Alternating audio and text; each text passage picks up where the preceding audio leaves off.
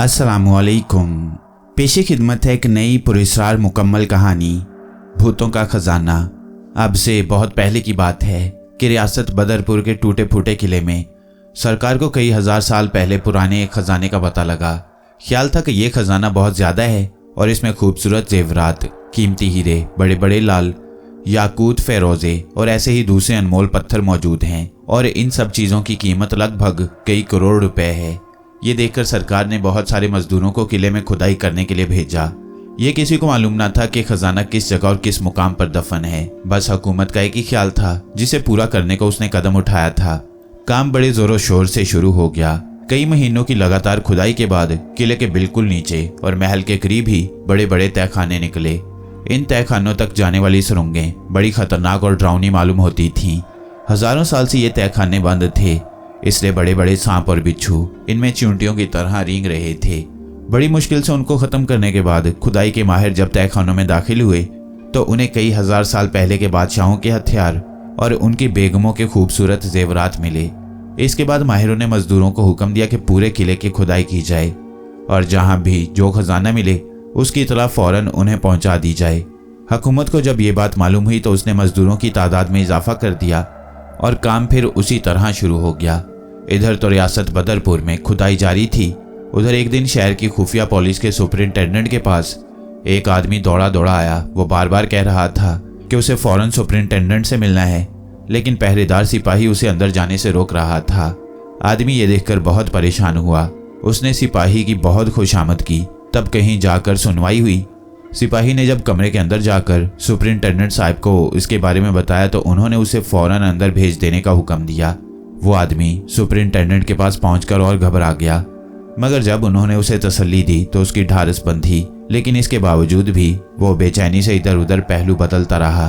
वो बार बार खिड़की और दरवाजे के बाहर ऐसी नजरों से देखता जैसे किसी अनदेखी चीज से खौफजदा हो, ऐसी चीज जो उस महफूज कमरे में भी आ जाए। डरो मत, सुपरिंटेंडेंट ने मुलायमत से कहा। यहाँ कोई नहीं आएगा, तुम जो कुछ कहना चाहते हो साफ साफ कह दो, घबराओ मत। जी वो मुझे अशोक बाबू ने आपके पास भेजा है। उसने सहमी हुई नजरों से फिर इधर उधर देखा। लेकिन मैं तो इस नाम के किसी आदमी को नहीं जानता। सुपरिंटेंडेंट ने हैरत से कहा। वो कौन है, कहाँ रहते हैं और क्या चाहते हैं?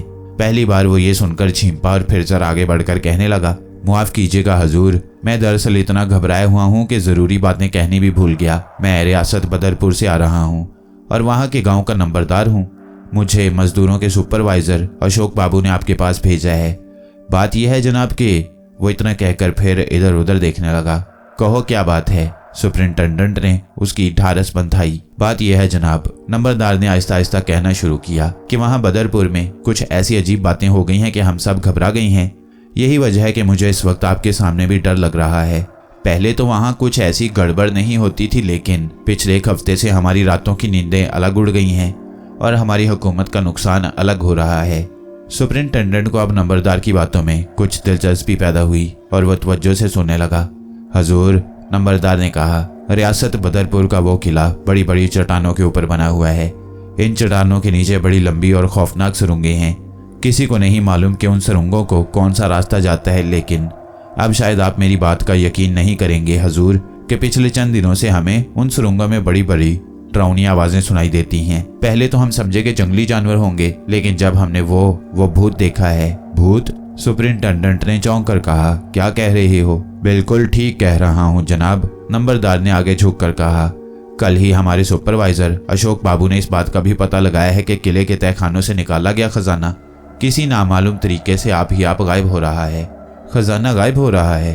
सुपरिंटेंडेंट उछल पड़ा। जी हाँ, नंबरदार ने कहा। पहले तो हम समझे कि ये किसी चोर का काम है, मगर जब से हमने वो लंबी और डरावनी चीज देखी है, हमारी भूख प्यास सब गायब हो गई है। क्या चीज है वो? भूत है हजूर, नंबरदार ने सहमी हुई आवाज में जवाब दिया। ये सुनते ही सुपरिंटेंडेंट के माथे पर बल पड़ गई और उसने नंबरदार को डांटते हुए कहा, क्या बेकार की बातें कर रहे हो तुम? भूत का नाम लेकर तुम हम पुलिस के आदमियों को डराना चाहते हो? इस जमाने में भला भूत कहाँ? हमें भूत प्रेत पर बिल्कुल यकीन नहीं है। अब आप यकीन करें या ना करें, मेरा जो काम था वो मैंने पूरा कर दिया। मुझे अशोक बाबू ने इसलिए आपके पास भेजा था कि आपके कान में ये बातें डाल दूं। अगर आप हुक्म दें तो मैं जाऊं? नहीं, तुम सब बातें सुनाओ, सुपरिंटेंडेंट ने जल्दी से कहा। कोई बात छुपाना नहीं, समझे? नंबरदार ये सुनकर कुछ आगे झुका। उसने 2-3 मर्तबा खिड़की के बाहर झांका और फिर गला साफ करके कहने लगा, बहुत अच्छा, सुनिए। परसों रात के वक्त चंद मजदूरों ने आकर ये बात बताई कि परसों रात को उन्होंने किले के आसपास एक बहुत लंबा तिरंगा भूत फिरते हुए देखा है। उनमें से कई तो फौरन डर के मारे बेहोश होकर भी गिर पड़े। उस भूत के 4 लंबे लंबे दांत हैं, जिस्म पर बड़े बड़े भूरे बाल हैं। उसकी शक्ल बड़ी डरावनी और खौफनाक है और वो अपने 2 पांव पर चलता है। उसने हमारे देखते देखते 2 मजदूरों को पकड़ लिया और फिर उनके गलों पर अपने तेज धार वाले दांत रखकर उनका खून पीने लगा। जब हम चिल्लाए तो वो बुरी तरह भागा। जख्मी मजदूरों को हमने करीब के गांव में पहुंचा दिया है। उनकी हालत अब अच्छी है। अगर आप मेरी बात का यकीन ना करें तो उनसे पूछ लीजिए। सुपरिंटेंडेंट कुछ कहना ही चाहता था कि वही पहरेदार अंदर दाखिल हुआ और सलाम करने के बाद उसने एक फाइल सुपरिंटेंडेंट के सामने रख दी। सुपरिंटेंडेंट उसे खोलकर पढ़ने लगा। जूं वो पढ़ता जाता तू उसके चेहरे पर जर्दी फैलती जाती। जब वो पूरे कागजात पढ़ चुका तो फाइल बंद करके पहरेदार से कहा, सुनो, इंस्पेक्टर राम सिंह को यहाँ भेजो। सिपाही सलाम करके जब वापस चला गया तो सुपरिंटेंडेंट नंबरदार से फिर मुखातिब हुआ, तुम्हारी बात का मुझे अब यकीन हुआ है। बदरपुर की पुलिस चौकी से अभी यह सरकारी रिपोर्ट मेरे पास आई है और इसमें भी यही लिखा है जो तुमने मुझे सुनाया है। खैर, अब हम अपने काम की रफ्तार तेज कर देते हैं। इतने में इंस्पेक्टर राम सिंह यहाँ आए। तो मुझे ये और बताओ कि क्या किले के नीचे वाली सुरंगों में जाने का रास्ता किसी और को भी मालूम है?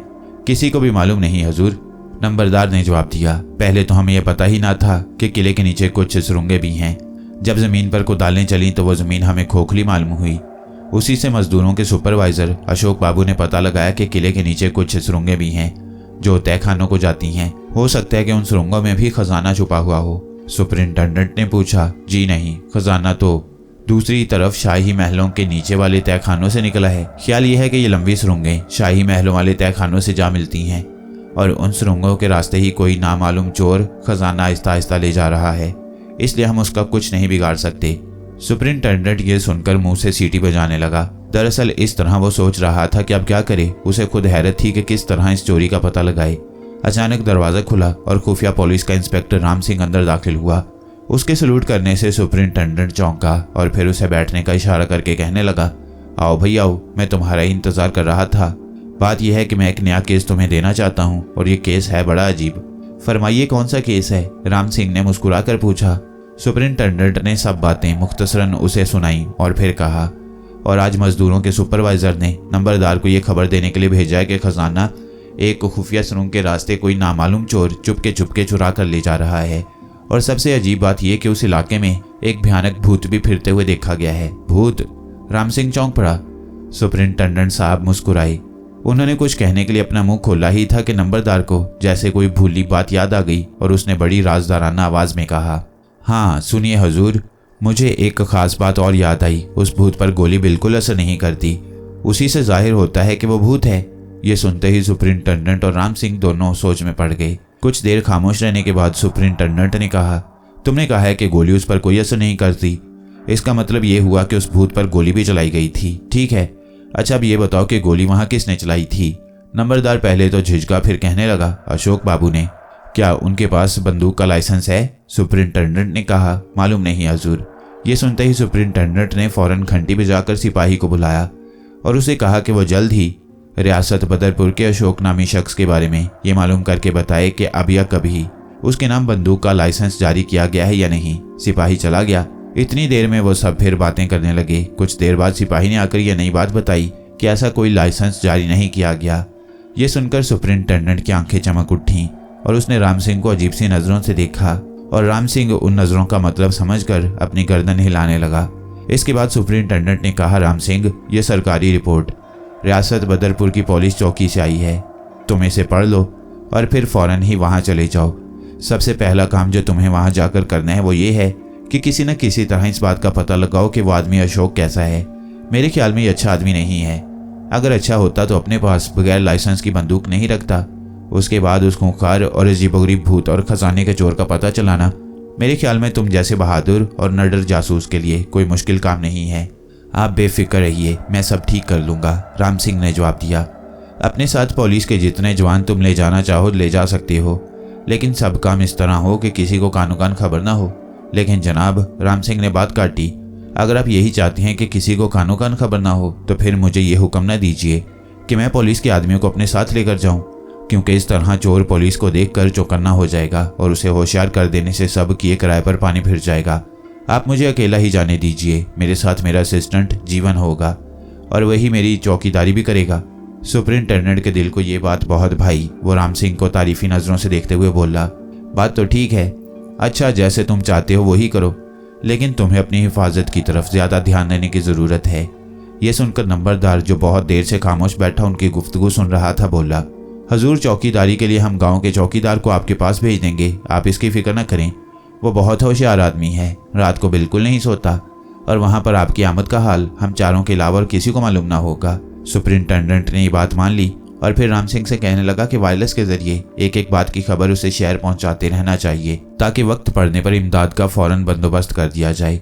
राम सिंह ने इसका वादा किया और फिर जब वो फाइल बगल में दाब कर जाने के लिए उठा तो अचानक दरवाज़ा खुला और सिपाही दिलावर सिंह अंदर दाखिल हुआ।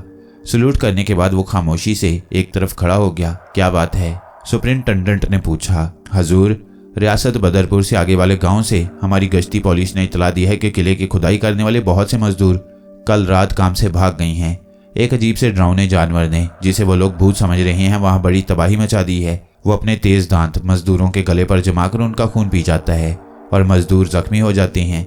इस वक्त तक 10 जख्मी मजदूर शहर के अस्पताल में दाखिल किए जा चुके हैं और गश्ती पुलिस वाले शहर से नई फोर्स मंगवाने पर जोर दे रही हैं।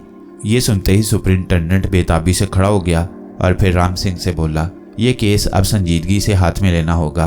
तुम अब देर न करो, कल की बजाय आज ही रवाना हो जाओ। नंबरदार को भी अपने साथ लेते जाना। इस मर्तबा हमारा मुकाबला एक चालाक आदमी से है। अपनी जान की हिफाजत हर वक्त करना, क्योंकि दुश्मन बहुत खतरनाक है। राम सिंह ये सुनकर फौरन सलाम करके बाहर चला गया। नंबरदार उसके साथ था। राम सिंह सोच रहा था कि उन्हें आज रात ही को रवाना हो जाना चाहिए। वहां जाकर वो देखेगा कि वो कौन सा खतरनाक भूत है। यकीनन उसे 2-2 हाथ करने में बड़ा मजा आएगा। किले के पास ही चंद टूटी फूटी झोंपड़ियां पड़ी हुई थीं। उन झोंपड़ियों में से एक में राम सिंह को ठहराने का बंदोबस्त किया गया। झोंपड़ियों के चारों तरफ बहुत ऊंची ऊंची चट्टानें थीं और उन चट्टानों में छुपकर कोई भी आदमी वो सब कुछ कर सकता था जिसकी कानून इजाजत ना देता हो। इंस्पेक्टर राम सिंह को अब इस बात का पूरा यकीन हो गया था कि चोर के लिए ये चट्टानें क्या अहमियत रखती हैं। अगर कोई शख्स कोई जुर्म करके इन चट्टानों में छुप जाए तो पुलिस तो क्या फरिश्ते भी उसका पता नहीं चला सकते थे, क्योंकि कदम कदम पर नोकीले पत्थर उन चट्टानों में इस सिरे से उस सिरे तक फैले हुए थे। दिन के शायद 4 बजे होंगे जबकि इंस्पेक्टर राम सिंह ने अपने असिस्टेंट जीवन को बुलाकर कहा, देखो जीवन, ये बात गौर से सुन लो। मैं अपना काम आज रात से ही शुरू कर दूंगा। आज रात को मैं चोरी छुपे इस झोंपड़ी से बाहर जाऊंगा। तुम अंदर से दरवाजा बंद रखना और कोई भी आए हरगिज ना खोलना। सबसे यही कहना कि मैं सो रहा हूँ। नंबरदार तक को भी इसकी खबर ना होनी चाहिए। गो उसे तमाम बातें मालूम तो हो गई हैं, फिर भी एहतियात जरूरी है, समझे? जीवन बहुत समझदार आदमी था। इंस्पेक्टर के साथ काम करते करते वो बहुत कुछ सीख चुका था। वो अच्छी तरह जानता था कि कब और किस वक्त क्या करना चाहिए। राम सिंह उसे हमेशा खतरनाक और पेचीदा मुहिम पर अपने साथ लेकर जाता। कई मरतबा इंस्पेक्टर सिर्फ जीवन की वजह से ही बचा था। अगर जीवन ना होता तो इंस्पेक्टर कभी का मौत की नींद सो रहा होता। जो आप में गर्दन हिलाकर वो दूसरे कमरे में जाने ही वाला था कि सामने वाली खिड़की के पीछे उसे एक साया नजर आया। उस साये को इंस्पेक्टर ने भी देख लिया था। साथ ही इतनी डरावनी आवाज में कोई हंसा कि जीवन एक मर्तबा तो कांप ही गया।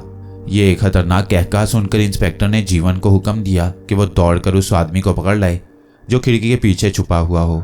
वो ये हुक्म पाकर जाने ही वाला था कि अचानक दरवाजा खुला और एक बहुत ही डरावनी शक्ल का आदमी, जिसके कपड़े जगह जगह से फटे हुए थे और जिसकी आंखें उबली हुई सी दिखाई देती थी, अंदर दाखिल हुआ और कहने लगा, मैं खुद आ गया हूं, लेकिन तुम कौन हो?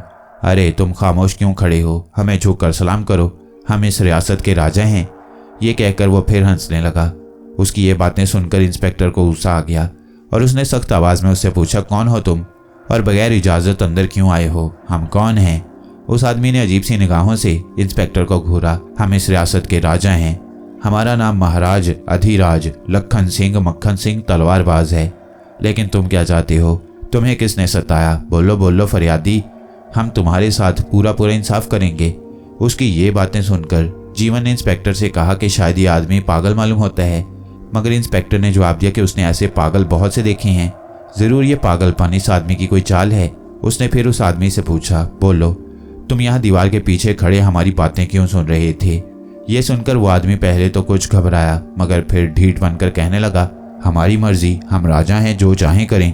तुम कौन होते हो हमें रोकने वाले? हो तो सीधी उंगलियों घी हरगिज ना निकलेगा। इंस्पेक्टर ने पिस्तौल निकालकर उस आदमी पर तानते हुए कहा, तुमने अब तक जितना भी खजाना चुराया है सब यहाँ निकाल कर ले आओ, वरना तुम देख रहे हो कि मेरे हाथ में क्या है। पिस्तौल देखते ही वो आदमी सचमुच पागलों की तरह हंसने लगा और कहने लगा, तुम मुझे इस खिलौने से डराना चाहते हो, लेकिन याद रखो मैं इन गीदड़ भपकियों में आने वाला नहीं। अव्वल तो मैंने खजाना चुराया ही नहीं, और अगर चुराया भी है तो मैं उसे तुम्हें नहीं दूंगा बल्कि दरिया में ले जाकर फेंक दूंगा, ताकि मछलियां सोने के जेवरात पहनकर खुश हों। अरे तुमने अभी तक अपनी फरियाद नहीं सुनाई, डरो मत फरियादी, साफ साफ कहो। इंस्पेक्टर राम सिंह को अब सचमुच बहुत गुस्सा आया और उसने जीवन को हुक्म दिया कि वो उस बेवकूफ़ को रस्सियों से जकड़ दे। जीवन जैसे ही ये हुक्म सुनकर आगे बढ़ा कि अचानक दरवाज़ा फिर खुला और गांव का नंबरदार एक लंबे से आदमी को साथ लिए झोंपड़ी में दाखिल हुआ। यहाँ का रंग देखकर उसे बड़ा ताज्जुब हुआ और वो कहने लगा, अरे इंस्पेक्टर साहब, ये आप क्या कर रही हैं? इस बेचारे पागल पर क्यों पिस्तौल तान रखा है? इंस्पेक्टर ने उसकी सब बकवास नंबरदार को सुनाई।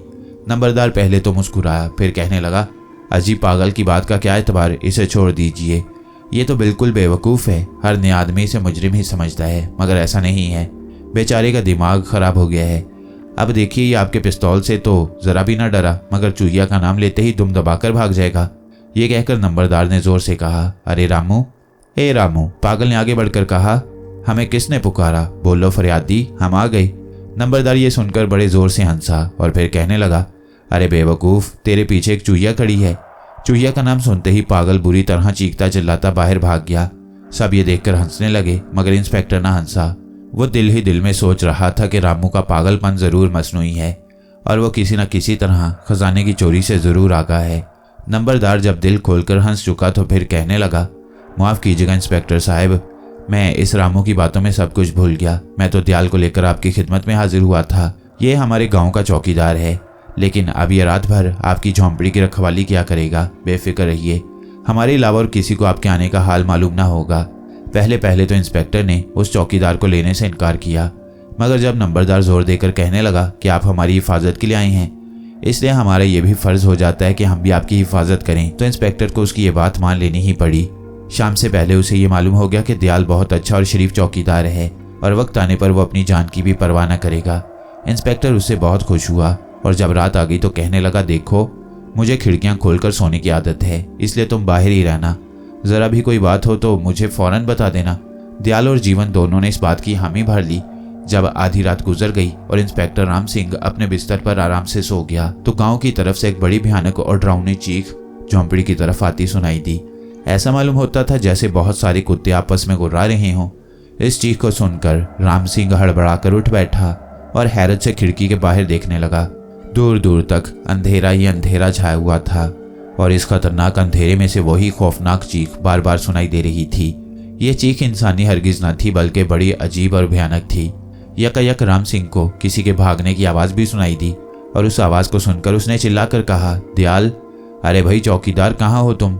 बार बार आवाज़ देने पर भी चौकीदार ने कोई जवाब न दिया, बल्कि अचानक दरवाजे को किसी ने ज़ोर ज़ोर से खटखटाना शुरू कर दिया। रात का वक्त, डरावनी चीख और फिर अब ये दरवाजे को कोई लगातार खटखटाई जा रहा था। एक लम्हे के लिए राम सिंह के जिस्म में सनसनाहट सी पैदा हो गई। उसने सोच लिया कि ज़रूर वह भूत जिसके बारे में सुपरिंटेंडेंट साहब ने बताया था यहाँ आ पहुँचा। खतरे को इतने करीब महसूस करते ही उसने जल्दी से अपने तकिए के नीचे पिस्तौल निकालने के लिए हाथ डाला, मगर पिस्तौल वहाँ ना था। ये देखकर राम सिंह के माथे पर बल पड़ गए। उसने फौरन जीवन को जाकर झंझोर डाला और उससे अपने पिस्तौल के बारे में पूछा, मगर जीवन ने लाइल्मी जाहिर की। कुछ देर बाद अचानक उसे कोई बात याद आ गई। सहमे हुए लहजे में कहने लगा, साहब, मुझे अब ये बात याद आई है। पहले तो मैं ये समझा था कि शायद कोई भयानक ख्वाब देख रहा हूँ। आधी रात के वक्त मुझे एक लंबा सा साया खिड़की के रास्ते अंदर कूदता दिखाई दिया था। मुझे उसकी सिर्फ 2 भयानक और शोले उगलती हुई आंखें दिखाई दी थीं। मेरा ख्याल तो ये है कि ज़रूर उसी ने आपका पिस्तौल चुरा लिया है, लेकिन जनाब ये दरवाज़ा कौन खटखटा रहा है? पता नहीं कौन है। ना जाने दयाल चौकीदार कहाँ है। मैंने उसको बहुत आवाज़ें दी मगर उसने एक का भी जवाब नहीं दिया। अजीब बात है, अगर वो यहाँ नहीं है तो फिर यकीनन पिस्तौल के चोर के ताक़ुब में गया होगा। राम सिंह ने यह सुनकर जल्दी से अपने अटैची में से दूसरा पिस्तौल निकाल लिया और फिर जीवन से कहा कि वो दरवाज़ा खोल दे। जीवन ने आगे बढ़कर दरवाज़ा खोल दिया। दरवाज़ा खुलते ही एक औरत धम से नीचे गिर पड़ी। औरत को देखते ही वो दोनों बड़े हैरान हुए। उसे जल्दी से उठाकर अंदर लाए और उसके मुंह पर पानी के छींटे दिए थोड़ी देर बाद ही वो होश में आ गई, मगर होश में आते ही भूत भूत चिल्लाने लगी। राम सिंह उसे तसल्ली ही दे रहा था कि बाहर झाड़ियों में से किसी के कदमों की चाप सुनाई दी। अपना पिस्तौल उठाकर वो फौरन बाहर की तरफ दौड़ा और चिल्लाकर बोला, खबरदार, कौन है झाड़ियों में? हिलने की कोशिश मत करना वरना फौरन गोली चला दूंगा। बोलो, तुम कौन हो? मैं हूँ, दूर से आवाज आई। गोली मत चलाइएगा, मैं हूँ दयाल चौकीदार। आ जाओ कहने पर दयाल अंदर आ गया, मगर किस हालत में, चेहरा जर्द, कपड़े फटे हुए और जिस्म से जगह जगह खून रिस रहा था। राम सिंह के पूछने पर उसने जवाब दिया, इंस्पेक्टर साहब, आप तो सो रहे थे, लेकिन मैं अपने फर्ज से मजबूर होकर बाहर दरवाजे के पास खड़ा जाग रहा था। रात के 12:30 बजे मैंने पहाड़ियों की तरफ से एक बड़ी डरावनी आवाज़ सुनी। उस आवाज़ को सुनकर मेरा दिल कांप उठा। फिर मैंने सोचा कि इस तरह घबराने से क्या होगा। मैं और चौकन्ना होकर बैठ गया। अचानक मुझे झोंपड़ी के बाहर एक लंबा तिरंगा साया फिरता हुआ दिखाई दिया। कुछ देर बाद ही वो खिड़की के अंदर कूद गया। मैंने बेचैन होकर लाठी उठाई, लेकिन अंदर जाने की नौबत ही ना आई, क्योंकि वो साया फौरन ही फिर खिड़की के रास्ते बाहर कूदा और जंगल की तरफ भागा। मैं भी उसके पीछे लपका। बहुत दूर चलने के बाद मैंने इस औरत को देखा जो शायद किले से वापस आ रही थी। ये औरत उस साये को देखकर रुक गई और इसे देखकर वो साया भी ठिठक गया। चांद की रोशनी उस पर पूरी तरह पड़ रही थी। जो कुछ मैंने देखा वो मेरे होश उड़ा देने के लिए काफी था। क्या देखा तुमने? इंस्पेक्टर ने हैरत और दिलचस्पी से पूछा। वो एक अजीब चीज थी जनाब। दयाल अचानक सर से पांव तक कांप गया। उसके जिस्म पर लंबे लंबे बाल थे, हाथों के नाखून बहुत बड़े और तलवार जैसे थे। पांव से लेकर कंधों तक उसका पूरा जिस्म आदमी से मिलता जुलता था, मगर उसके बाद उसका सर आदमी का नहीं बल्कि शेर जैसा था। नाक की जगह सिर्फ 2 नथने, छोटी छोटी सुरख और खूंखार आंखें, लंबे और नोकीले कान, मुंह की जगह एक बहुत बड़ा जबड़ा जिसमें 4 लंबे और तेज दांत थे। इन दांतों की वजह से उसका मुंह बंद न होता था और वो बड़ी डरावनी आवाजें निकाल रहा था। ये औरत उसे देखते ही भाग खड़ी हुई। मैं झाड़ियों में छुपा हुआ था। खौफ के मारे मेरे जिस्म में भी थरथरी पैदा हो गई। झाड़ियों के हिलते उसने मुझे देख लिया और मुझ पर हमला कर दिया। मैंने बचाव की कोशिश की और इस कोशिश में मेरे कपड़े भी फट गए और जिस्म पर खराशें भी आ गईं। बड़ी मुश्किल से उसके पंजे से निकलकर भागा और इधर आ गया हूँ। तो ये बात है, राम सिंह ने कुछ सोचते हुए जवाब दिया। बार बार उसके दिल में ये बात खटकती थी कि अगर वो भूत सचमुच का भूत है तो फिर उसे पिस्तौल की क्या जरूरत, उसने पिस्तौल क्यों चुराया? जब उसका जहन उसे इस बात का जवाब ना दे सका तो उसने उन दोनों को सो जाने का हुक्म दिया। साथ ही उसने इस बात का दिल में पक्का इरादा कर लिया कि सुबह होते ही वो चट्टानों के दामन में उस भूत को तलाश करने जाएगा। दूसरे दिन सुबह इंस्पेक्टर राम सिंह और जीवन ने उस चोर या भूत का पता लगाने की बहुत कोशिश की, मगर उसे कामयाबी ना हुई। चट्टानों और पहाड़ियों का उन्होंने एक एक चप्पा छान डाला, मगर चोर को मिलना था, ना मिला। वापिस आकर दोनों ने दिमाग लड़ाया, मगर किसी को कोई काम की बात मालूम ना हो सकी। यकायक जीवन के जहन में एक बात आई और उसने कहा, जनाब, मैंने सुना है कि उस भूत ने कल 2 और मजदूरों को जख्मी कर दिया। मेरी समझ में नहीं आता कि वो क्या चाहता है। क्या चाहता है? राम सिंह ने जवाब दिया, यही कि खजाने पर किसी तरह कब्जा कर ले। लेकिन भूत को खजाने की क्या जरूरत? जीवन ने कहा, वो तो जब चाहे हजारों मन सोना इकट्ठा कर सकता है। राम सिंह ये सुनकर बहुत खुश हुआ और बोला, शाबाश, अब तुम कुछ सुराग पाने लगे हो। मेरे ख्याल में तो साहब ये काम बहुत सारे आदमियों का नहीं। जीवन ने इस तारीफ से फूल कर कहा, कोई एक बहुत बड़ा बदमाश ये सब कुछ कर रहा है, क्योंकि अगर चोर ज्यादा होते तो भांडा कभी का फूट गया होता। ठीक है, इंस्पेक्टर कुछ सोचकर बोला, अच्छा देखो जीवन, ये जो कोई भी आदमी है असल में हमसे छुपा हुआ नहीं है, वो हमारे सामने ही है। बस मुश्किल ये है कि हम उसे पहचान नहीं सकते। जरा ध्यान देकर सोचो कि अब तक कौन ऐसा आदमी हो सकता है जो भूत के पर्दे में ये सब कुछ करता फिर रहा है। तुम्हारा शक किसी पर जाता है? जीवन सोचकर बोला, जनाब 3 नाम इस वक्त हमारे सामने हैं। पहला पागल रामू, दूसरा गांव का नंबरदार और तीसरा मजदूरों का सुपरवाइजर अशोक। बहुत खूब, इंस्पेक्टर ने खुश होकर कहा, मेरा शुबा भी इन तीनों ही पर है। बल्कि मेरा ख्याल है कि इस काम में पागल रामू और अशोक दोनों बराबर के शरीक हैं, क्योंकि मैंने उन दोनों को हमेशा साथ साथ फिरते देखा है। नंबरदार को हम आखिर में रखते हैं क्योंकि वो ऐसा काम करने की जरूरत नहीं कर सकता। अशोक बाबू तो साहब मुझे भी नहीं जचे। जीवन ने जवाब दिया, सबसे पहली बात तो यही कि उसके पास बगैर लाइसेंस की बंदूक है। दूसरा, वो हमेशा इस तरह घूर कर देखता है जैसे अभी खा जाएगा। मेरे ख्याल में तो उसे हमारा बदरपुर आना भी कुछ अच्छा नहीं लगा। वो चाहता है कि हम वापस चले जाएं, क्योंकि जहां तक मैं समझा हूं वो हमें इस सादे लिबास में भी पहचान चुका है। मुमकिन है, लेकिन वक्त से पहले किसी के बारे में गलत राय कायम नहीं करनी चाहिए। इंस्पेक्टर ने जवाब दिया, हो सकता है कि वो बेकसूर हो। उसने यहाँ आने से कुछ देर पहले दयाल को अशोक बाबू को बुलाने भेजा हो। मेरे ख्याल में शायद वो दोनों आ ही रहे हैं। बस तो लो, ठीक है, अभी सब कुछ मालूम हुआ जाता है। जब वो दोनों नजदीक आ गए तो राम सिंह ने देखा कि हमेशा की तरह इस वक्त भी अशोक के माथे पर बल पड़े हुए थे। उनके साथ वो पागल रामू भी था और वही पहले जैसी बहकी बहकी बातें कर रहा था। इंस्पेक्टर ने जब उसको साथ लाने पर एतराज किया तो अशोक कहने लगा, आखिर आपकी नज़रों में खटकता क्यों है?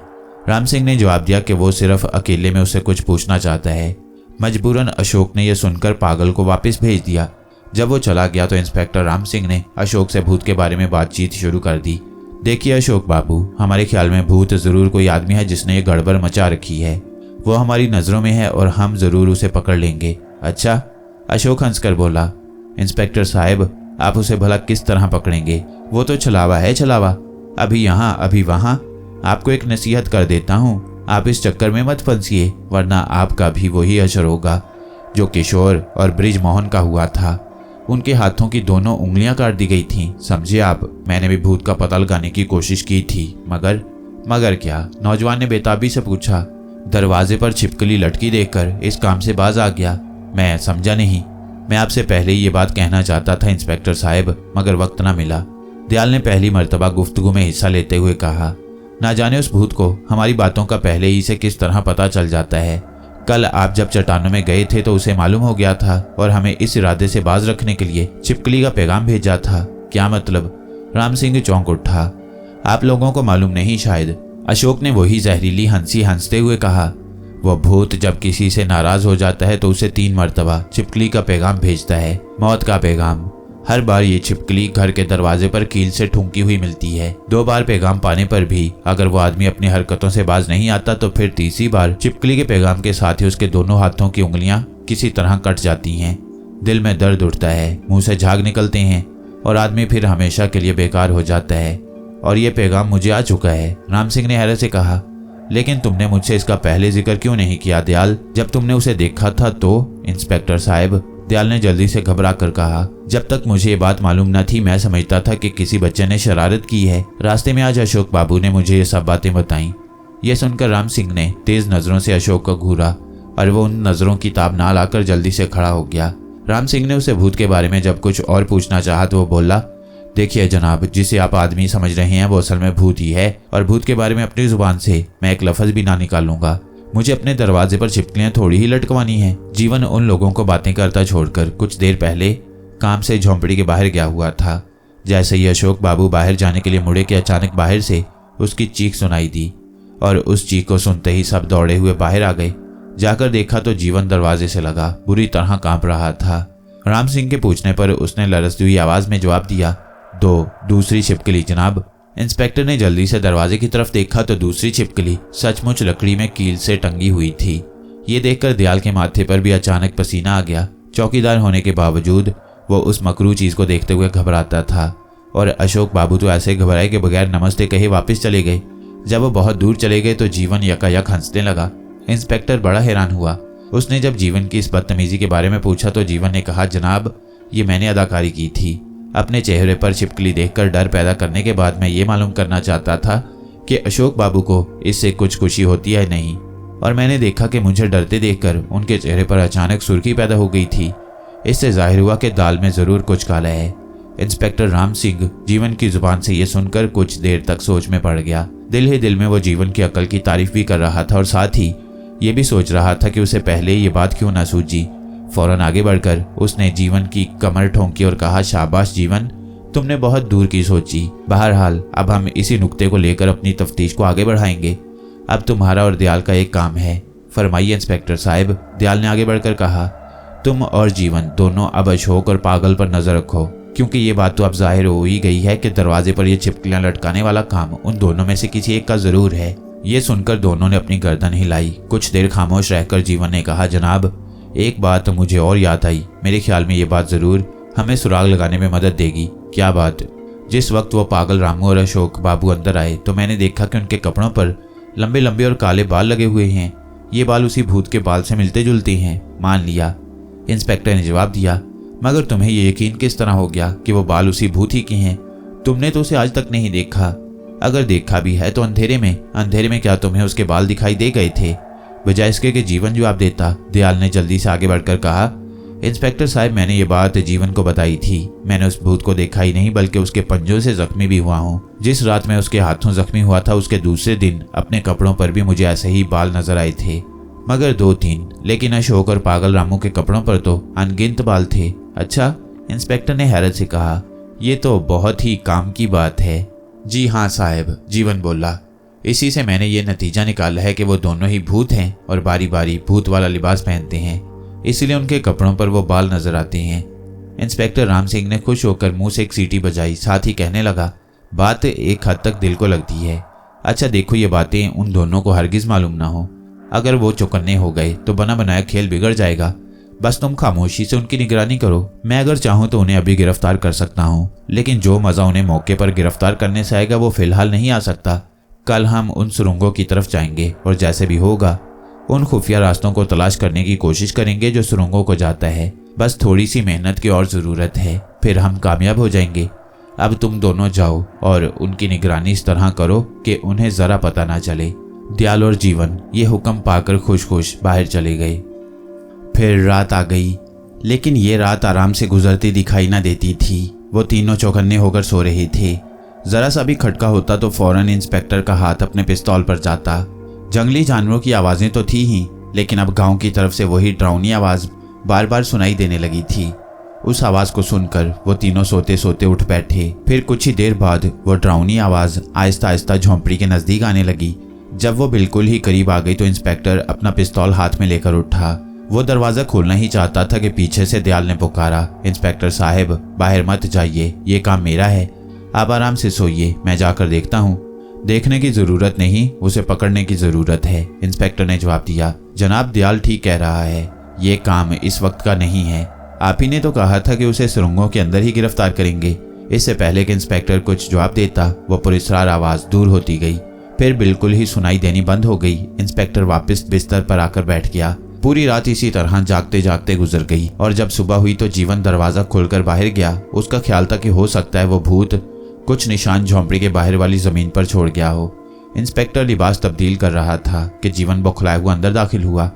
उसके चेहरे पर खौफ झलक रहा था और हाथ पैरों में लर्जा था। दयाल भी उसकी यह हालत देखकर अचंभे में रह गया। जीवन जैसा बहादुर और निडर आदमी और इस तरह डरा हुआ नजर आए।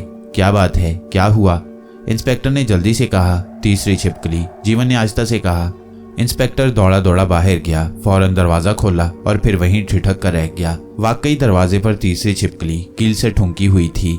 एक तरह का खास पैगाम, जिसका मतलब था कि अगर अपनी खैरियत चाहते हो तो वापस चले जाओ, वरना तुम्हारे हाथों की उंगलियां काट दी जाएंगी। छिपकली को देखकर वह वापस आया। इस अरसे में जीवन की हालत भी ठीक हो चुकी थी। इंस्पेक्टर ने दोबारा कपड़े पहनते हुए कहना शुरू किया, मैं इस धमकी से डरने वाला आदमी नहीं हूँ। मामले की तह तक पहुंच जाने के बाद अब मैं वापस चला जाऊं नामुमकिन है। बस हम आज ही रात को अपना खास काम शुरू कर देते हैं। अब मैं ज्यादा इंतजार नहीं करना चाहता। आज रात ही को हम वो सुरंगें तलाश करने के लिए उन चट्टानों की तरफ जाएंगे और उनका चप्पा चप्पा तलाश कर डालेंगे। बड़ी डरावनी रात थी जबकि इंस्पेक्टर राम, चौकीदार दयाल और जीवन तीनों किले के पास फैली हुई चट्टानों के करीब पहुंचे। दूर दूर तक अंधेरा ही अंधेरा छाया हुआ था, लेकिन अब उस अंधेरे को धीरे धीरे निकलते हुए चांद की रोशनी दूर कर रही थी। हवा बहुत तेज थी और उस भयानक जगह पर खड़खड़ाते पत्तों की आवाजें और भी खौफनाक मालूम होती थीं। उस वक्त वो सब एक खतरनाक मुहिम सर करने के लिए निकले थे। उनमें से हर एक के लिए मौत का पैगाम यानी वो तीसरी छिपकली तो आ ही चुका था, इसलिए अब उन्हें एक एक कदम फूंक फूंक कर उठाने की जरूरत थी। किले के दूसरी तरफ दरिया बहता था और दरिया की लहरें इन चट्टानों से आकर टकरा रही थीं जहां वो तीनों खड़े थे। यहाँ पहुंचकर इंस्पेक्टर राम सिंह ने जीवन से कहा, देखो जीवन, तुम इन चट्टानों के साथ साथ दूर तक चले जाओ। रास्ते में जो भी गार या खो मिले उसे टॉर्च की रोशनी डालकर अच्छी तरह छान डालो। वो खुफिया रास्ता यहीं कहीं आसपास ही होगा। साहब, जीवन ने घबराई हुई आवाज में जवाब दिया, जाने को तो मैं चला जाता हूँ, लेकिन मैं एक बात ज़रूर कहना चाहता हूँ और वो ये कि मेरे ख्याल में ये वक्त रास्ता तलाश करने का नहीं है। इस वक्त वापस चले चलिए। ना जाने मेरा दिल क्यों लरज रहा है। आज कुछ ना कुछ ज़रूर होने वाला है। आज सुबह जो वो तीसरी छिपकली दरवाजे पर नजर आई थी तो अब आगे बढ़ते हुए दिल डरता है, क्योंकि तीसरी छिपकली का मतलब है कि मेरे हाथों की उंगलियां काट दी जाएंगी। इंस्पेक्टर ने जल्दी से कहा, लेकिन कौन काटेगा? मुझे यही तो देखना है। दयाल बड़ी देर से चुप था, लेकिन अब कहने लगा, इंस्पेक्टर साहब, जीवन बिल्कुल ठीक कह रहा है। बगैर जाने बूझे खतरे में कूदना अच्छा नहीं। ये काम आप हम दोनों को सौंप दीजिए, आखिर हम कब काम आएंगे। इंस्पेक्टर ये सुनकर मुस्कुराने लगा और फिर उसने जीवन को हुक्म दिया कि वो तो अपने काम से जाए। जब जीवन चला गया तो इंस्पेक्टर ने दयाल से कहा, मुझे खुशी है कि तुम दोनों मेरा इतना ख्याल करते हो, लेकिन तुम्हें मालूम होना चाहिए कि हम यहाँ काम करने आए हैं, इस अंधेरे से डरने नहीं। आज मैंने इस बात का पक्का इरादा कर लिया कि उन सुरंगों में ज़रूर जाऊँगा। मैं चाहता तो असली रास्ते से जा सकता था, लेकिन मैं ये जाहिर नहीं करना चाहता कि मैं सुरंगों में जा रहा हूँ। और फिर मुझे तो उस खुफिया रास्ते की तलाश है जिसके रास्ते चोर खजाना चुरा कर ले जाया करता है। जहाँ तक मेरा ख्याल है वो रास्ता दरिया की तरफ से सुरंगों में जाता है। रास्ता जमीन दोज है, इसलिए मैं चाहता हूँ कि जीवन के वापस आ जाने पर दरिया में तैर कर वो रास्ता तलाश करूँ। अभी वो ये बातें कर ही रहा था कि बराबर की झाड़ियों में सरसराहट पैदा हुई। इंस्पेक्टर का हाथ फौरन अपने पिस्तौल पर गया, लेकिन फिर जल्दी ही उसने पिस्तौल वापस पेटी में रख लिया, क्योंकि आने वाला जीवन के सिवा और कोई ना था। क्यों जीवन, कोई खास बात मालूम हुई है? इंस्पेक्टर ने दरियाफ्त किया। जीवन का सांस फूला हुआ था। आते ही वो जमीन पर बैठ गया और फिर हाँफते हुए कहने लगा, जी हाँ, बड़ी अच्छी खबर लाया हूँ। आप खुश हो जाएंगे सुनकर। आपका वो खौफनाक भूत इस वक्त दरिया के किनारे काफी दूर बैठा हुआ कोई चीज झाड़ियों में छुपा रहा है। आइए जल्दी चलिए। उसकी जुबान से ये सुनते ही इंस्पेक्टर राम सिंह और चौकीदार दयाल के चेहरे खुशी से चमकने लगे। जिसकी तलाश में उन्होंने इतने पापड़ बेले थे वो अब उनसे चंद कदम के फासले पर दरिया के किनारे बैठा हुआ था। जीवन का सांस जब दुरुस्त हो गया तो वो उठकर दोबारा उस तरफ चलने लगा जिधर से पहले घबराया हुआ आया था। उसके पीछे पीछे दयाल और इंस्पेक्टर भी रवाना हुए। गो चांद पूरी तरह निकला हुआ था, लेकिन ऊंची चट्टानों के जो साए जमीन पर पड़ रहे थे उनकी वजह से रास्ता साफ नजर न आता था। इसलिए वह सब बार बार किसी न किसी पत्थर से ठोकर खा जाते। जितना वो चाहते थे कि आवाज ना हो उतनी ही आवाज होती थी।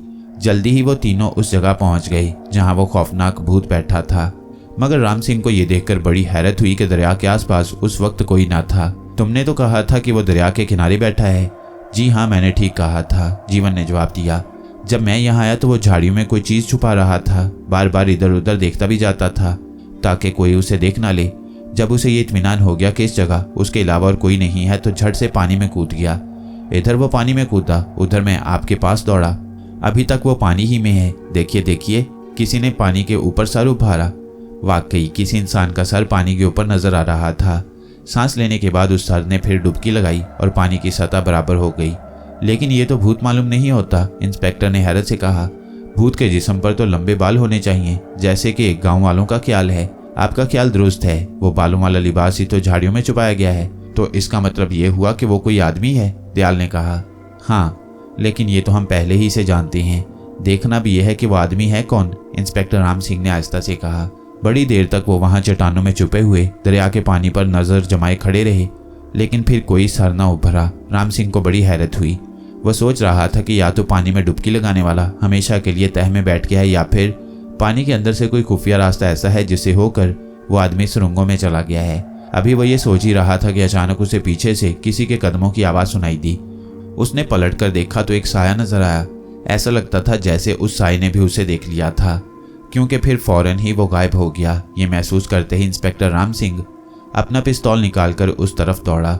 ऊंची नीची चट्टानों को फलांगता, ठोकरें खाता वो साये का पीछा करता रहा। जल्द ही वो उससे थोड़े फासले पर पहुंच गया। साया तेजी से आगे भागा जा रहा था। ये देखकर इंस्पेक्टर ने रुककर कहा, ठहर जाओ वरना गोली मार दूंगा। साये ने यह आवाज सुन ली और वहीं खड़े का खड़ा रह गया। इंस्पेक्टर पिस्तौल तानने हुए उसके करीब पहुंचा और जब चांद की मलगजी रोशनी में उन दोनों ने एक दूसरे को देखा तो हैरान रह गई। अरे आप हैं इंस्पेक्टर साहब, साये ने चौंक कर कहा। मैं समझा पता नहीं कौन है। जी हाँ मैं हूँ, इंस्पेक्टर ने तल्ख लहजे में जवाब दिया। मुझे बताइए कि आप मुझे देखकर भागे क्यों थे? मैं यकीन मानिए आपको पहचाना नहीं था। मैं तो समझा था कि शायद मेरा कोई दुश्मन है जो मेरी टो में है। इन बेकार बातों से काम नहीं चलेगा अशोक बाबू, आज तो आपको सब बातें बतानी ही पड़ेंगी। इतनी देर में चौकीदार दयाल और जीवन भी भागते हुए वहां आ पहुंचे और जब उन दोनों ने भी अशोक बाबू को देखा तो दंग रह गए। अशोक के भीगे हुए कपड़े कह रहे थे कि वो खुद ही दरिया में कूदा था, मगर वो आया कौन से रास्ते से था, यही बात हैरत अंगेज थी। कैसी बातें? अशोक ने नाक भूं चढ़ाकर कहा। ना जाने आप मुझसे क्या पूछना चाहते हैं, समझ में नहीं आता कि आखिर आप हर वक्त मेरा पीछा क्यों करते रहते हैं। आपने मुझे चोर समझा है, वो चक्का समझा है, अजीब बात है। जी हाँ, बात तो अजीब ही है, लेकिन फिलहाल मैं कोई खास इल्जाम आप पर नहीं लगा सकता। अभी तक कोई सबूत नहीं है मेरे पास। सबूत मिल जाए फिर मैं आपसे निमट लूंगा। ये आप क्या कह रही हैं? अशोक ने हैरत से कहा। ठीक कह रहा हूँ। अशोक बाबू, मेरी उंगलियां बहुत कीमती हैं और मुझे उनकी हिफाजत करना भी आती है।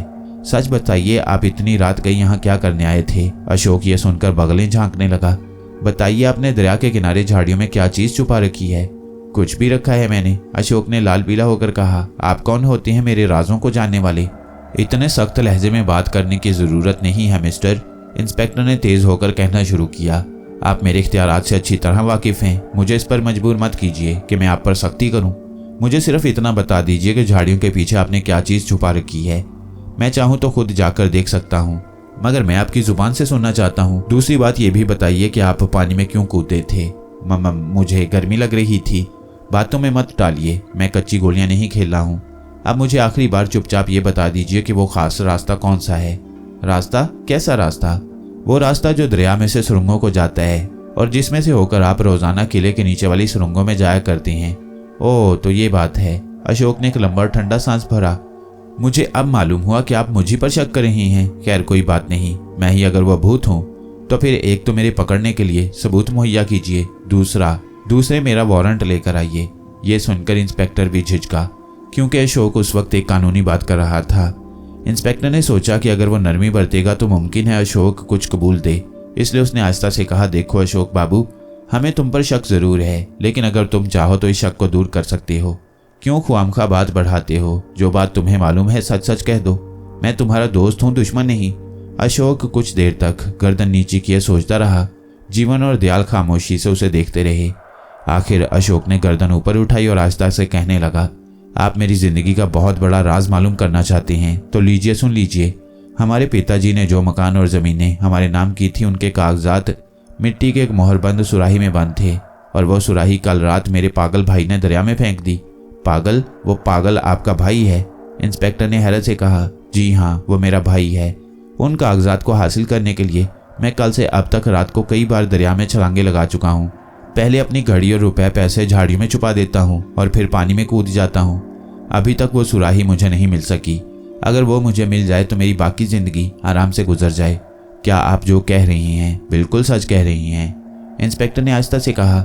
ये सुनते ही अशोक के माथे पर बल पड़ गई और वो ये कहते हुए वापस चला गया, चलिए ये सब झूठ है, आपसे जो कुछ किया जाए कर लीजिए। इंस्पेक्टर राम सिंह सांप की तरह बल खाकर रह गया। बेचारा कर भी क्या सकता था? सबूत तो उसके पास था नहीं जो वो अशोक को पकड़ लेता।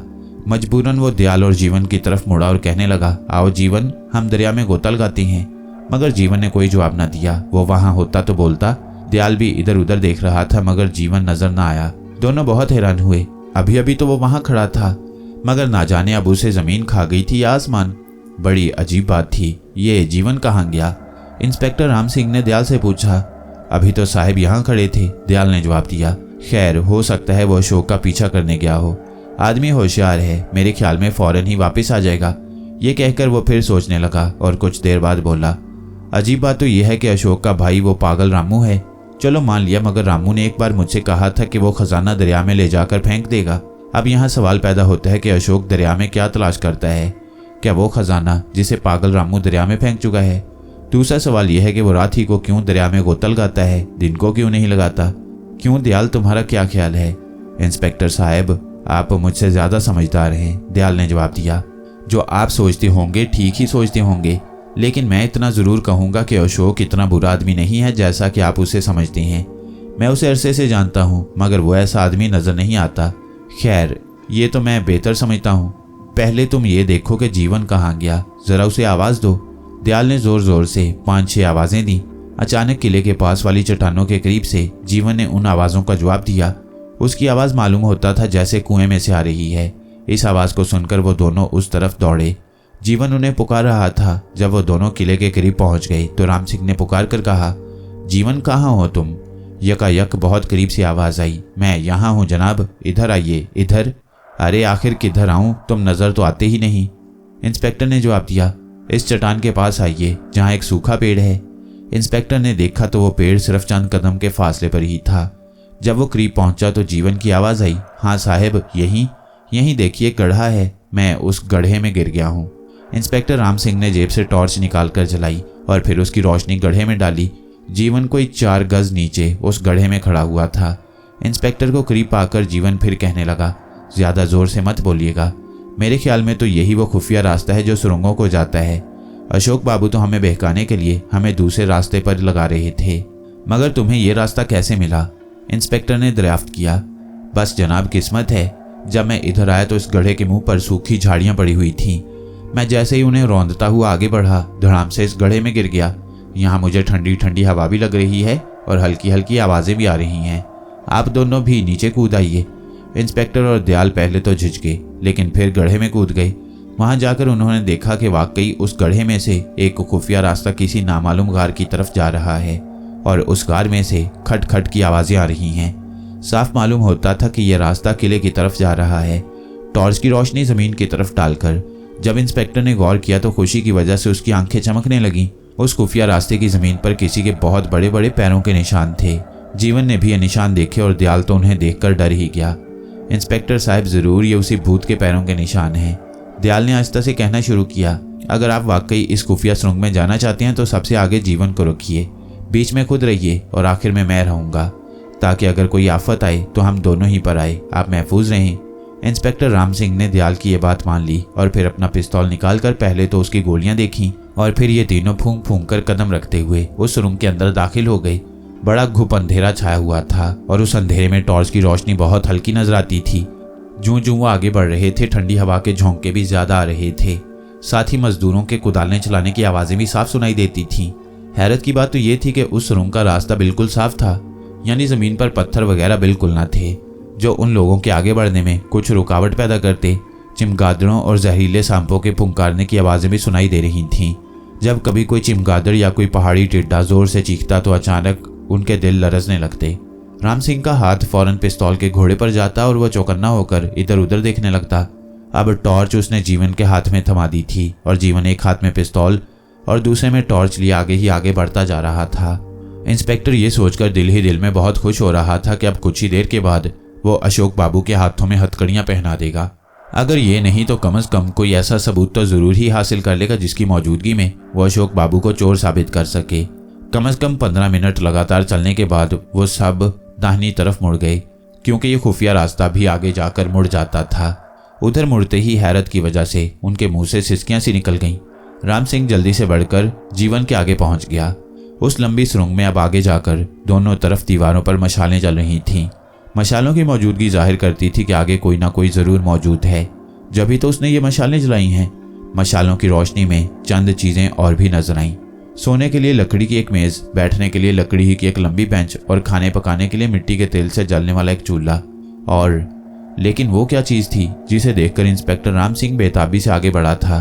उस चीज को झुककर उसने उठाया और फिर जीवन की तरफ देखा।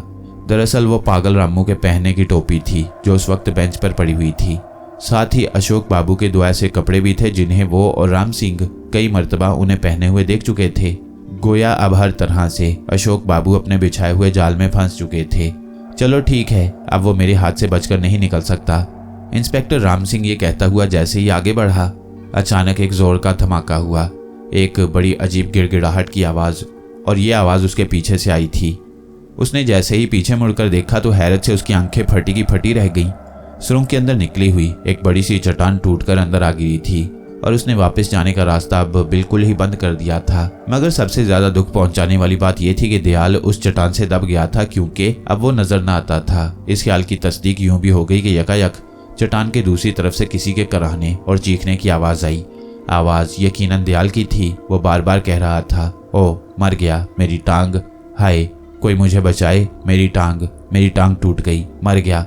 राम सिंह और जीवन ने चट्टान को रास्ते से हटाने की बहुत कोशिश की, मगर सब बेकार। मनोवजनी चट्टान 1 इंच भी ना हिली। यकायक दयाल दूसरी तरफ से फिर चीखा, ये मुझे किसने पकड़ लिया, मेरा गला कौन दबा रहा है, बचाओ बचाओ। इसके बाद उसकी आवाज आनी बंद हो गई। इंस्पेक्टर ने चट्टान खिसकाने की एक दूसरी जोरदार कोशिश की, मगर फिर वो बेबस होकर हाँफने लगा। जीवन ने भी बड़ा जोर लगाया, मगर फिर वो भी थक कर खड़ा हो गया। अब इंस्पेक्टर ये सोच ही रहा था कि दयाल को किसने पकड़ा है कि अचानक सामने की तरफ से एक बड़ा खौफनाक और भयानक कहकहा सुनाई दिया।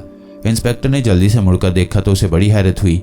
जिस भूत के लिए उन्होंने इतने पापड़ बेले वो अब उनके बिल्कुल सामने ही खड़ा था, वैसा ही खौफनाक और डरावना जैसा उसके बारे में उन्होंने सुन रखा था। वही लंबे लंबे दांत, वैसा ही लंबा कद और वही जिस्म पर लंबे लंबे बाल। इंस्पेक्टर राम सिंह ने पिस्तौल जल्दी से उसकी तरफ तानते हुए आहिस्ता से जीवन से कहा, बड़ी भूल हुई जीवन, हम में से पहले एक को आगे बढ़ना चाहिए था। अब ना तो हम वापस जा सकते हैं ना ही आगे बढ़ सकते हैं। घबराइए मत जनाब, जीवन ने कहा। देखिए मैं इस भूत को रोकता हूँ, ये आदमी है या भूत अभी सब कुछ मालूम हो जाता है। गोली मत चलाना, हमें इसे जिंदा पकड़ना है, इंस्पेक्टर ने जल्दी से कहा। बेफिक्र रहिए, मैं हवाई फायर करके पहले इसे डराता हूँ। जीवन ने यह कहकर कुछ हवाई फायर किए। भूत पर इसका जरा भी असर न हुआ और वह मुंह से अजीब अजीब आवाजें निकालता हुआ आगे बढ़ने लगा। खबरदार आगे मत बढ़ना वरना मैं गोली चला दूंगा, जीवन ने जल्दी से कहा और ये सुनकर वह भूत ठिठक गया। उसे रुकते देखकर जीवन फिर कहने लगा, मैं जानता हूँ कि तुम इस भूत वाले लिबास के नीचे से वो पिस्तौल निकालना चाहते हो जिसे तुमने एक रात को हमारी झोंपड़ी में से चुराया था, मगर मैं तुम्हें इसकी मोहलत नहीं दूंगा। मैं तुम्हारे सीने पर गोली नहीं चलाऊंगा। मुझे मालूम है कि तुमने इस भूत वाले लिबास के नीचे लोहे की जैकेट पहन रखी है। मुझे मालूम है कि गोली तुम्हारे सीने पर असर नहीं कर सकती, इसीलिए मैंने तुम्हारे सर को निशाना बना रखा है। ये कहकर उसने इंस्पेक्टर से कहा, आप भी इस भूत के सर का निशाना बांध लीजिए। इंस्पेक्टर दिल ही दिल में बहुत हैरान हो रहा था कि जीवन को ये सब बातें कैसे मालूम हुई, मगर उस वक्त पूछने का मौका नहीं था, इसलिए उसने चुपचाप भूत के सर को निशाना बना लिया। भूत हिलना चाहता था कि जीवन फिर ललकारा, खबरदार अगर हिलने की कोशिश की। मुझे मालूम है कि तुम भूत नहीं बल्कि आदमी हो, वरना इस पिस्तौल से हरगिज न डरते। मुझे ये भी मालूम है कि तुम खजाना अब तक कहाँ जमा करते रहे हो। मैंने रातों को तुम्हारे ताकुब करके ये बात मालूम की है। मैंने तुम्हें खुद अपनी आंखों से इस गार में उतरते देखा है, इसलिए मैं आज भी यहाँ आ गया। मैंने तुम्हें बेवकूफ़ बनाने के लिए थोड़ी सी अदाकारी भी की है और मैं उसमें कामयाब भी हो गया। इंस्पेक्टर ने जल्दी से बोला, जीवन कौन है ये? घबराइए नहीं साहब, जीवन ने कहा। अभी दूध का दूध और पानी का पानी अलग हो जाता है। ये समझता था कि इसकी ये बातें किसी को मालूम न होंगी, लेकिन मैं शुरू ही से इसकी एक एक हरकत देखता रहा। मैंने जानबूझकर अशोक बाबू और पागल रामू पर शक जाहिर किया ताकि इसे मालूम हो जाए कि हम गलत रास्ते पर चल रहे हैं। तो क्या ये अशोक नहीं है? इंस्पेक्टर ने मुतज्जब होकर पूछा। जी नहीं, अशोक नहीं बल्कि घर का भेदी है, जीवन ने कहा। अब आप और ये नकली भूत दोनों एक मजेदार कहानी सुने। क्यों दयाल, मैं अब तुम्हारी पोल खोल दूं क्या? दयाल? इंस्पेक्टर उछल पड़ा जैसे उसे अपने कानों पर यकीन न आया हो। जी हाँ, दयाल, जीवन ने कहा। यह शुरू ही से हमारे साथ रहा और हमारी एक एक बात मालूम करता रहा। मुझे तो इस पर उसी दिन से शुबा हो गया था जबकि ये एक रात को भूत से लड़के आया था। इसके कपड़े लहूलुहान थे। मजे की बात तो ये कि उन जख्मों से उसको कोई दर्द भी ना होता था। होता भी कैसे? इसने जिस्म पर जगह जगह कत्थे चूने से लंबे लंबे निशान बना दिए थे जो दूर से खून से रिश्ते हुए घाव दिखाई देते थे। ओह, तो ये बात है। इंस्पेक्टर ने पिस्तौल को और मजबूती से थाम लिया। जी हाँ, फिर मुझे इस पर तब दोबारा शक हुआ जब इसने हमारे पास आकर वो छिपकली की बात सुनाई थी। उस दिन इसके कपड़ों पर भूत वाले लिबास के बहुत से बाल लगे रह गए थे। मैंने जब उन बालों को गौर से देखने की कोशिश की तो इसने चुपके से वैसे ही बाल अशोक बाबू और पागल रामू के कपड़ों पर भी लगा दिए ताकि मेरा शुबा उन पर भी चला जाए। इन्हीं बातों से इनकी चोरी पकड़ी गई। हमें छिपकलियों से डराने वाला यही था और उन्हें हमारी झोंपड़ी के दरवाजे पर लटकाने वाला भी यही था। मैं इसे गलत फहमी में रखना चाहता था, इसलिए मैंने अशोक बाबू पर तमाम शक जाहिर कर दिया और फिर उनका ताकुब करने लगा ताकि ये समझ ले कि हम बेवकूफ़ बन गए हैं। मैं इस सुरंग में पहले भी आ चुका हूँ और यहाँ आकर इस भूत वाले लिबास को भी देख चुका हूँ जो इस गिरी हुई चट्टान के पीछे एक खोखली जगह में छुपा हुआ है। इसने जानबूझकर अशोक बाबू के कपड़े और पागल रामू की टोपी यहाँ लाकर रख दी ताकि अगर वो पकड़े जाएं तो उनके लिबास उनके चोर होने का सबूत बन जाएं। ये चट्टान भी दयाल ही ने गिराई है और चट्टान गिराकर खुद जल्दी से वो भूत वाला लिबास पहनकर दूसरे रास्ते से हमारे सामने आ गया। क्यों दयाल, ये सब ठीक है ना? भूत ये सुनकर कपकपाने लगा और फिर कहने लगा, मुझे माफ कर दो, मैं दयाल नहीं हूँ। बस ज्यादा बेवकूफ मत बनाओ, इंस्पेक्टर राम सिंह ने डांट कर कहा। अब तुम्हारी खैरियत इसी में है कि फौरन दूसरी तरफ मुड़ जाओ और हमसे आगे आगे चलो। याद रखो, अगर भागने की कोशिश की या जरा भी हाथ हिलाया तो इन दोनों पिस्तौलों की गोलियां तुम्हारे सर के टुकड़े टुकड़े कर डालेंगी। चलो जल्दी करो, फौरन मुड़ जाओ, मेरे पास वक्त नहीं है। दयाल ने बेबस होकर रोती हुई आवाज में कहा। बहुत अच्छा, मुड़ता हूँ, लेकिन मुझे माफ कर दीजिए। मैं अब कभी चोरी ना करूंगा। मैं वादा करता हूँ कि सब खजाना आपको दे दूंगा। बको मत, इंस्पेक्टर ने झिड़क कर कहा। वो खजाना तुमसे जरूर वसूल किया जाएगा, मगर यहाँ नहीं बल्कि जेल में। चलो जल्दी चलो, देर मत करो। दयाल अब बिल्कुल मजबूर हो गया। आहिस्ता से वो वापस मुड़ा और फिर मरे मरे कदम उठाता हुआ आगे आगे चलने लगा। ये तो बताने की जरूरत ही नहीं कि इंस्पेक्टर राम सिंह के दिल में जीवन की कितनी इज्जत बढ़ी होगी और उसने उसे कितनी शाबाशी दी होगी। हाँ, अलबत्ता ये बताना बहुत जरूरी है कि जब राम सिंह दयाल को गिरफ्तार करके वापस शहर आया तो अखबारों ने इस वाक्य को बहुत बढ़ा चढ़ा कर बयान किया। जीवन की बहुत तारीफ की गई। हुकूमत की तरफ से राम सिंह और जीवन को बहुत बड़ा इनाम दिया गया और ये इनाम उन्हें उनकी मेहनत, ईमानदारी और हिम्मत ने दिलवाया था।